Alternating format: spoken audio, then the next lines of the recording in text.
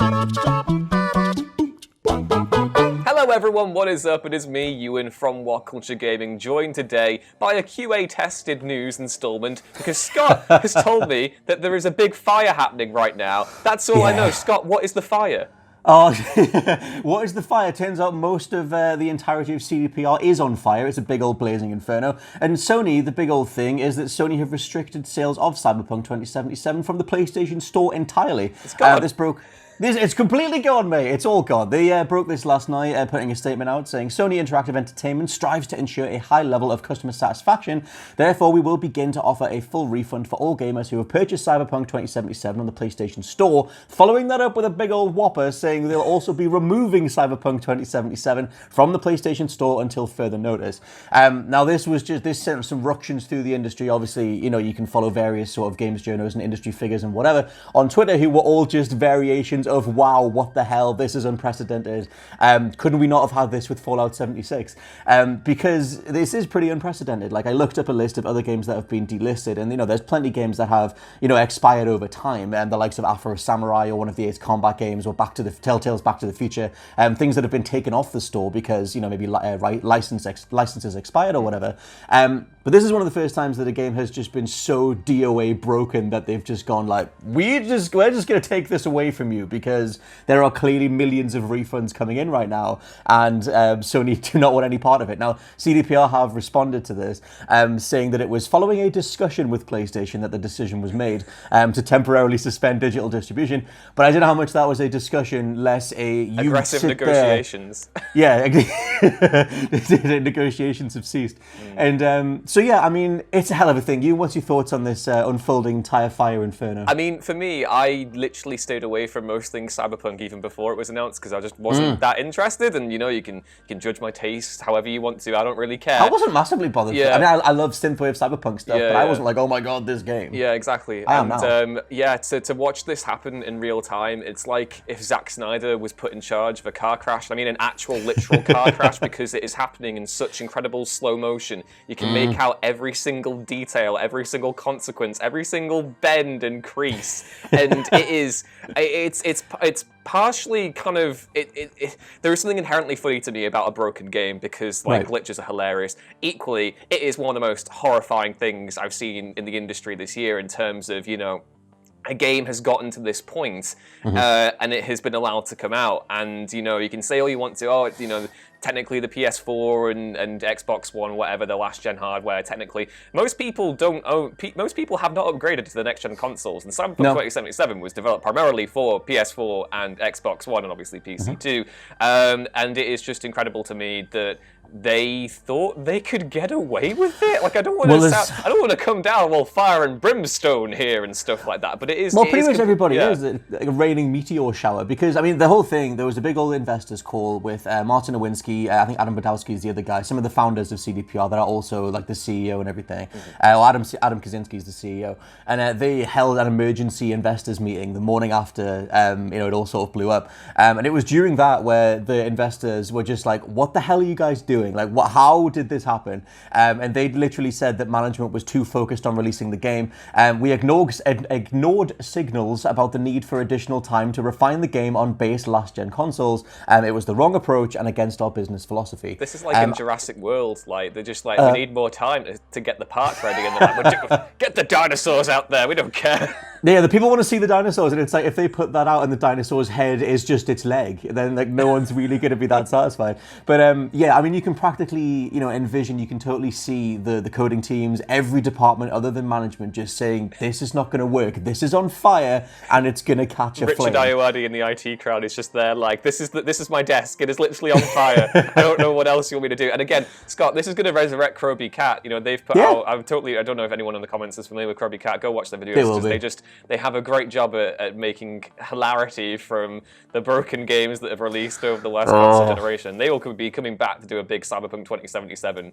At least if one good thing can come out of this, it's that Croby Cat can be resurrected, because I mean Croby Cat will be coming back before Cyberpunk 2077 is. Oh my god, is that the headline? So It could be. It could be. I mean, the thing is, like, they in the state of CDPR and Cyberpunk right now, they said on, I think it was either Sunday or Monday, that they would have another sizable patch, or another patch at least, within 7 days. And the two biggest patches, one's coming in January, one's coming in February, which they might as well have delayed the game until February, because it kind of just means that you're not getting a reliable, a genuine full package version of Cyberpunk until February. And there's also the next gen stuff. There's also the full on next gen versions that were just pushed into some point in 2021, where the game is going to get even more patches or even more kind of overhauls, whether it's visually, performance-based, whatever. So it's one of those things where it's like, clearly they shouldn't have released it in 2020. I will say though, having finished it last night, I'm like 40 hours, my first save was about 40 hours in. I do absolutely love it. I think it's a great game when it works. It's just that, still on PS5 I'm getting, I'm in like 30 plus crashes. On PS5? On PS5, so God help the people on the last gen consoles, because it's just in a hell of a state. But it's one of those things where I think if obviously they just delayed it, clearly it needed more time in the oven. It's one of those things where it reminds me of what Cory Barlog said about God of War, where he was just like, that game was on fire until a month before release. Literally because, any game of this scope, there's all these disparate parts that only get sewn together at the very end. And if you don't have time to do the sewing, then it's all sorts of pieces just left scattered. And Cyberpunk 2077 is very much scattered right now. Yeah, if anything, the last generation, we've kind of seen just how unsustainable game development has kind of become.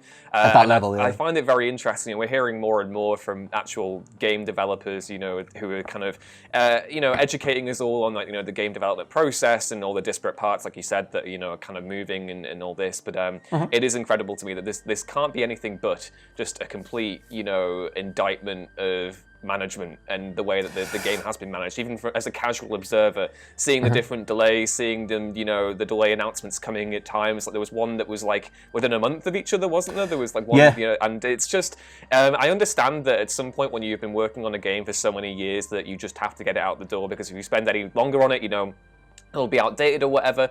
But it's just completely weird to me to look at this game. I don't think, in terms of games that have been hyped up as much to the degree that Cyberpunk has, I'm struggling to think of a last gen, kind of technical misfire be Fallout. Fallout 76 kind of even was then, like I don't think people were like really looking forward to Fallout 76. Like it was just kind of a thing that was going to happen, and then the fact that it was terrible was just kind of the cherry on the banter cake. Whereas with this, it's almost like above Mass Effect Andromeda as well. I was going to say, yeah.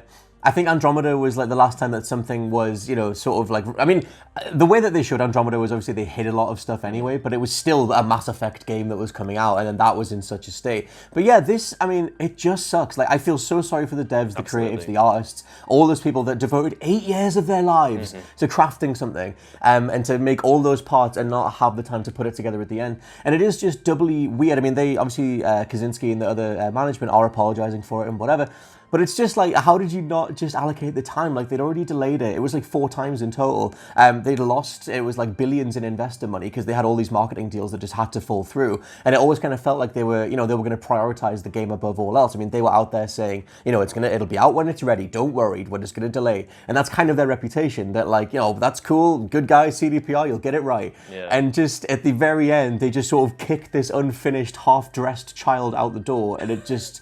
It was just sort of going like, what the hell is that? Just screaming, going, can you at least put my jumper on? And it's just, it's not good. And so the other one thing to sort of throw in regards to the last gen stuff, because obviously a lot of people are saying, well, how the hell did this pass certification on the Sony side, the Xbox side?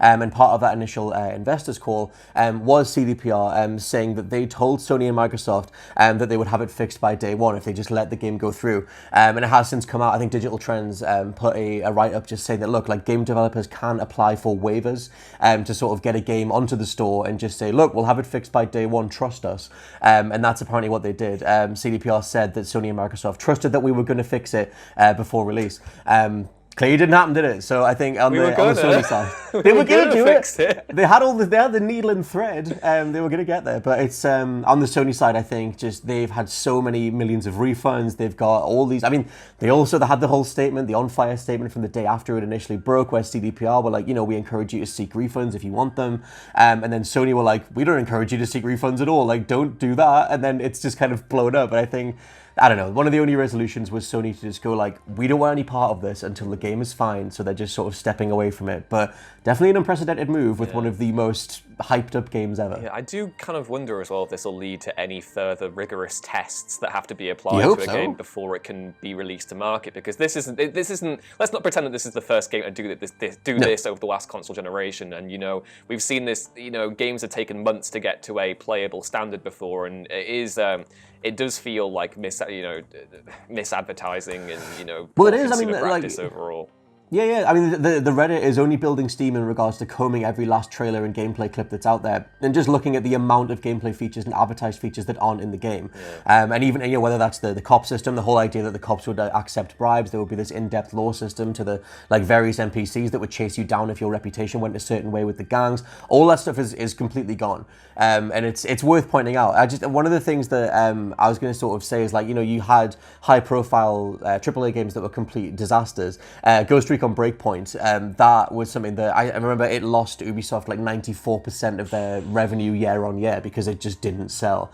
And I thought that would be the breakpoint. And I put it in a video just saying, like, look, like terrible games that improved the industry, because I thought this was literally it. This was like the line that we've got to where nothing can be worse than this.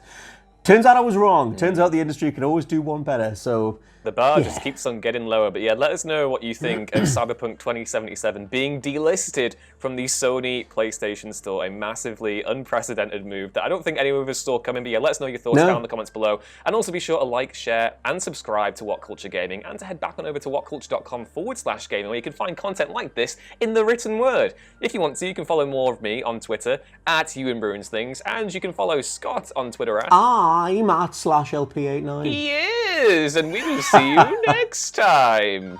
Bye!